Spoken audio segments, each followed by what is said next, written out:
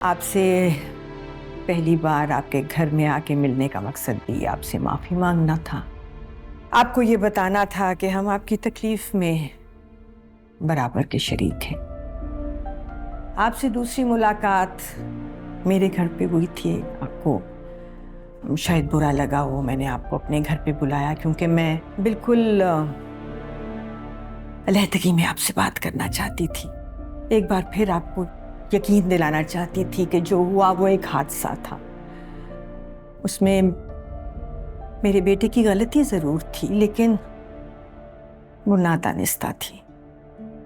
उसने जानबूझ के कुछ भी नहीं किया था और आपको बुलाकर उस दिन आपसे बात करने का मकसद सिर्फ ये था कि एक माँ से बेहतर और कौन समझ सकता है बेटा खोने का दुख क्या होता है।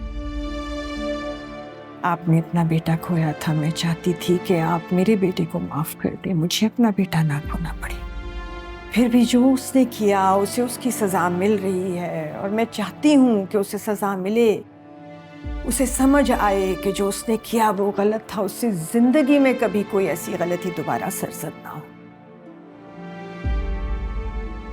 लेकिन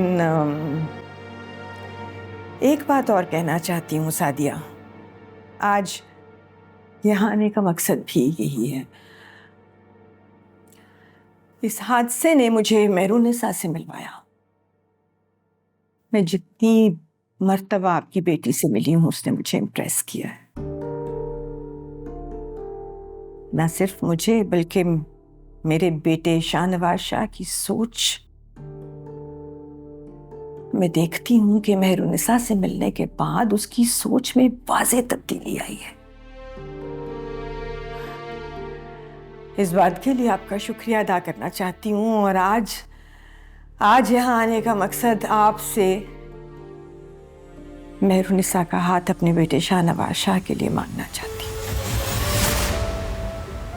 ये आप क्या कह रही हैं?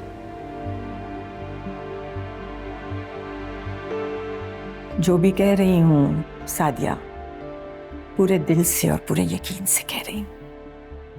अपनी और अपने बेटे की रजामंदी के साथ कह रही हूँ।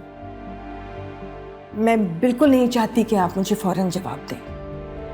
आप सोचिए बेशक इस बारे में। जितना वक्त आपको दरकार हो आप लीजिए, आप इस बारे में सोचें और जो आपका जवाब होगा मुझे दिल से कबूल होगा। लेकिन मैं चाहती हूँ कि दुनिया की नजरों में बनी इस दुश्मनी को हम रिश्तेदारी में बदल कर एक नई मिसाल कायम करें। मैं समझ नहीं पा रही कि आप क्या कह रही हैं। मुझे अंदाजा है कि ये समझना आपके लिए इतना आसान नहीं है। मुझे भी बहुत वक्त लगा था ये बात समझने में। आप अपना वक्त लीजिए और प्लीज कोई जबरदस्ती नहीं है। बिल्कुल ये मत सोचिएगा कि मैं आपके साथ किसी भी किस्म की कोई जबरदस्ती कर सकती हूँ। आपका जो जवाब होगा मुझे मंजूर होगा सादिया।